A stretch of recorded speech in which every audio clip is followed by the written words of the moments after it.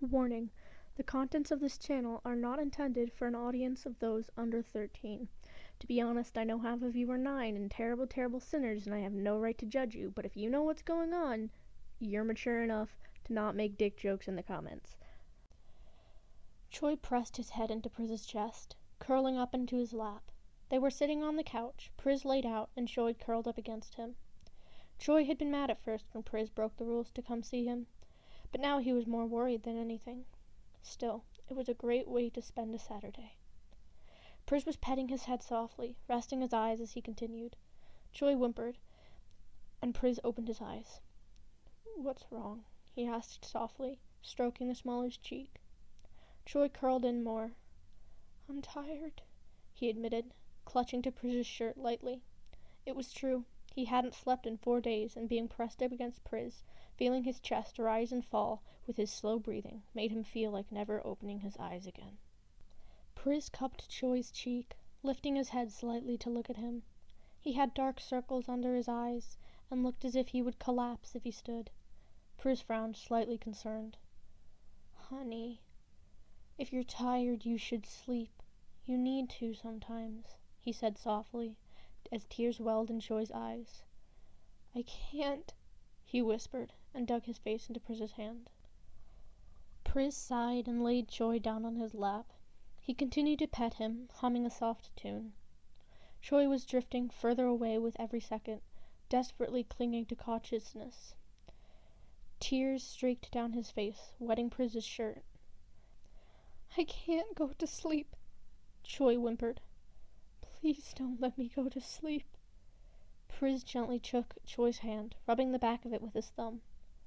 "Sweetheart," he said, "I don't understand why you're so scared, but I can't do that. It's hurting you. You need to sleep." More tears rolled down Choi's cheeks. "But I can't. What if I switch? What if I hurt someone? What if—" He paused. "What if I hurt you?"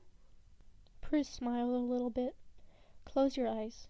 We're gonna make a deal," he said, Choi hesitating for just a moment before complying.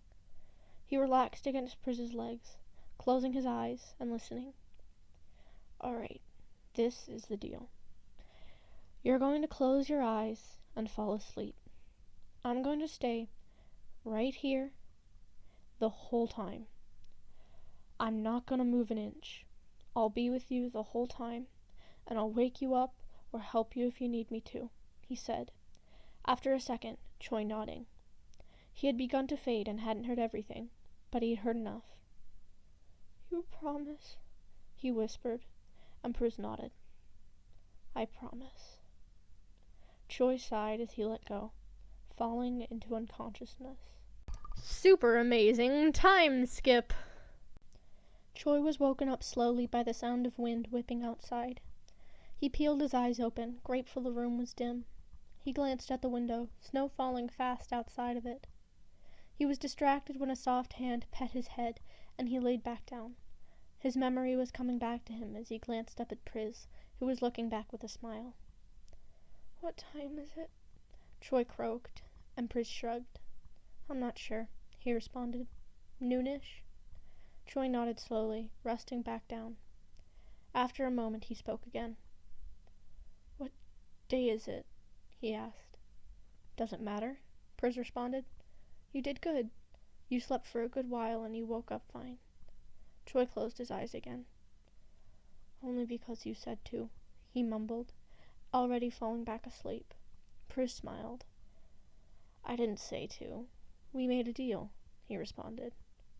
"Actually," Choi says, "you made a promise."